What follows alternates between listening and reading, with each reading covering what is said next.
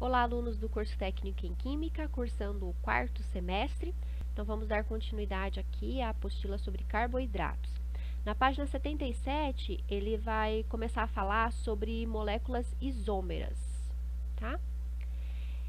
No caso dos carboidratos, muitos isômeros podem ser funcionais, diferentes do que acontecia lá nas proteínas, tá? Que é onde não eram funcionais. Aqui, muitos isômeros têm função diferente, tá? Como que acontece aqui com a frutose, galactose e glicose. Observem aqui na figura 5.4, aqui para baixo, que as moléculas possuem estruturas diferentes estruturalmente, né? As ligações ocorrem de maneiras diferentes, porém a fórmula molecular é a mesma. Então, se nós contarmos aqui quantos carbonos existem nessa estrutura, quantos carbonos nessa e nessa, nós vamos ver que nas três estruturas existem 6 carbonos. Se contarmos o hidrogênio, 12 hidrogênios. E se contarmos o oxigênio, 6 oxigênios, tá? Então, nessa aqui está aberto, né? Tá identificando aqui os carbonos, nessas duas não estão. Mas a gente subentende que cada conexão existe um carbono, ó. Então, um carbono, 2, 3, 4, 5, 6. Então, C6. Hidrogênio, 1, 2, 3, 4, 5, 6, 7, 8, 9, 10, 11, 12. H12. E oxigênio, 1, 2, 3, 4, 5, 6. Tá? Então, 6 oxigênios. Então, a fórmula molecular dessas três estruturas é a mesma, C6H12O6, tá bom? Indo para a página seguinte, nós vamos ver que a isomeria ela é muito comum aqui na química das moléculas. Lá na química orgânica, não existe muita possibilidade de fórmulas diferentes, é limitado, porque as ligações são limitadas. Né? Aqui na química orgânica, já é possível uma infinidade de compostos, tanto teóricos, né, quanto isômeros, né, mesma fórmula molecular, porém estrutura diferente e função completamente diferente. Para os monossacarídeos, a gente vai estudar uma classe bastante interessante, que é a presença de estereoisômeros, tá? São compostos que pela presença, que são compostos com fórmula química molecular e estrutural, com a mesma fórmula química e molecular. Entretanto, seus átomos permitem um rearranjo, tá? Diferentes nas ligações. Então, a presença do carbono quiral nessa estrutura, carbono quiral, lembrando que o carbono quiral é aquele que possui 4 radicais diferentes, né? 4 ligações diferentes, possibilita aí essa estereoisomeria. Observem esse exemplo, né, do gliceraldeído. O carbono quiral é esse daqui, ele que possui 4 ligantes diferentes. Então, o que aconteceu dessa para essa estrutura? O radical hidroxila estava do lado direito e nessa outra estrutura o radical hidroxila veio para o lado esquerdo, tá? Aqui também ele faz uma outra classificação, né? Dentre os estereoisômeros, uma classe bastante interessante é o enantiômero. O enantiômero é aquele que possibilita uma imagem especular. Ou seja, se você imaginar um espelho aqui, ó, digamos que você tem um espelho aqui, tá? Essa molécula está em frente ao espelho. O que acontece? Essa molécula é exatamente a imagem especular, tá? Então, é como se essa molécula estivesse em frente ao espelho e estaria vendo essa molécula aqui, tá? Então, elas são imagem especular, mas elas não são sobreponíveis. Se você trouxer essa molécula para cá, você não consegue colocar uma em cima da outra, tá? Porque esse radical hidroxila ele vai estar para o lado de cá e esse radical hidroxila está do lado direito, tá bom? Essa aí é a definição de enantiômeros, então.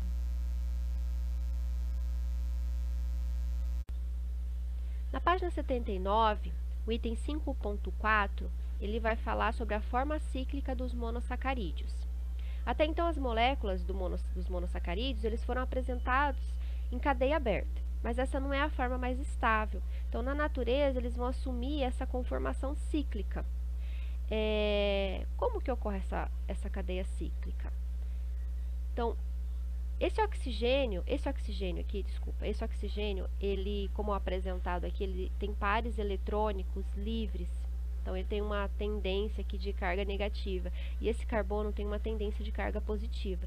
Então, ocorre uma reação nucleofílica aqui, tá? Que possibilita uma reação, como é mostrado aqui. Então, é formada essa ligação, né? Dessa forma. Então, existe essa tendência, né? Vem essa ligação para cá, vem uma ligação para cá e depois puxa para cá.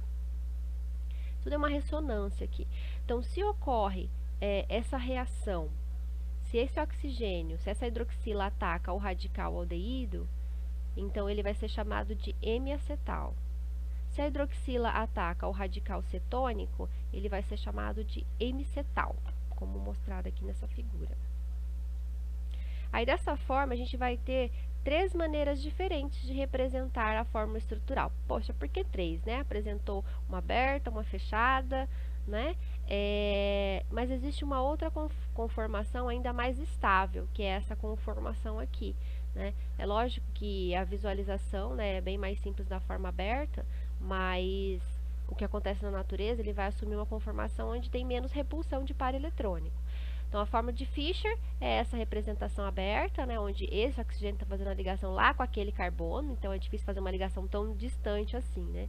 Aí, quando traz aqui para a forma de Harvard, né, a gente consegue entender aqui ligação. E, por último, essa última conformação aqui, tá?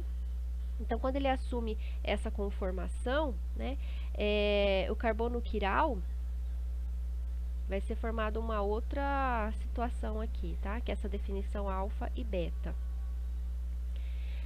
O carbono do radical carbonila, ele forma um novo centro quiral. E aí ele vai ser chamado de carbono anomérico. Aqui, carbono anomérico. Mais um nomezinho aí para vocês estarem identificando, tá? Que aí ele vai possibilitar 2 novas isomerias, que aí essas isomerias vão ser chamadas de alfa e beta. Vamos ver na página seguinte, a página 81, a figura 5.7, que seria essa possibilidade. Então, ocorreu aqui a reação nucleofílica, o que vai poder acontecer? A hidroxila vai ficar para baixo ou a hidroxila vai ficar para cima. Se a hidroxila ficar para baixo é alfa, se ficar para cima é beta. Aqui no final da página 81, é apresentada uma outra possível nomenclatura. Vamos falar aí mais um apelidinho, tá? Porque nessa conformação cíclica, a glicose, tá? Ela se assemelha à molécula do pirano. Na próxima página vai estar essa molécula. E por isso ela pode ser chamada aí de piranose. Assim como outros monossacarídeos com 5 carbono, tá? Então, formou a forma cíclica com 5 carbonos, é possível que apareça essa nomenclatura de piranose. E quando tem 6 carbonos, aí se assemelha ao furano, e aí chamado de furanose. Vamos ver aqui nesse exemplo, aqui na figura, tá? Então, essa é a molécula de pirano. Então, observem que a glicose, ela ficou parecida. Então, por isso, alfa-D-glicopiranose. E quando se assemelha ao furano, alfa-D-glicofuranose. Tá? Então, pode ocorrer esses 2 tipos de ciclagem aí. Aqui o item 5.5 vai falar sobre oligosacarídeos. Então, referente à junção de 2 ou até 10 monossacarídeos. E para que eles se juntem, vai ocorrer uma ligação aí bastante conhecida também, que é a reação glicosídica. Lembrem-se lá nas proteínas, a reação chamava peptídica, né?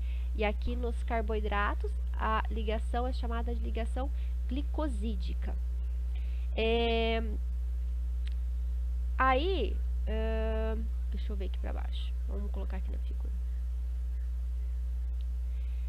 Aí, a forma de alfa e beta, que vimos nas páginas anteriores, elas vão ser bastante determinantes na formação do oligosacarídeo. Nesse exemplo aqui da figura 5.9, nós temos que, se a ligação for alfa 1,4, nós vamos ter o composto chamado de maltose. Se a ligação for alfa 1,6, aí nós vamos ter possibilidade de ramificações, e daí por isso já vai ser um polissacarídeo, já deixa de ser um oligosacarídeo, né? Então essa aqui é a maltose, aqui nós já temos um outro tipo de polissacarídeo, com a ligação 1,6. E a ligação beta 1,4 já formaria a lactose, tá? Que ela tá presente aí principalmente no leite, certo? O que quer dizer esse 1, o que quer dizer esse 1,6, 4? Tá falando do número do carbono, tá? Então, carbono 1 ligando-se à hidroxila lá 6, ou 1 ligando-se lá à hidroxila do 4. É isso que quer dizer o 1 e o 4 aí. Depois aqui ele vai falar sobre a sacarose, que seria o disacarídeo, né? Muito presente na alimentação humana, tá? E tá relacionada ao sabor doce dos alimentos, né? Assim como os maiores em várias plantas aí, né? Beterraba, cana-de-açúcar, que é onde a gente vai encontrar mais esse tipo de sacarídeo, tá? Aqui tem uma certa referência histórica também, né? Falando que o açúcar é tão importante, né? Inclusive na época colonial, aqui ele foi motivo de guerras, né? Para essas terras que produzissem mais a cana-de-açúcar ou a beterraba e tudo mais. E hoje aqui no Brasil o principal produtor seria São Paulo, né? Pelo solo ser favorável e ter uma cultura mais característica dessa região.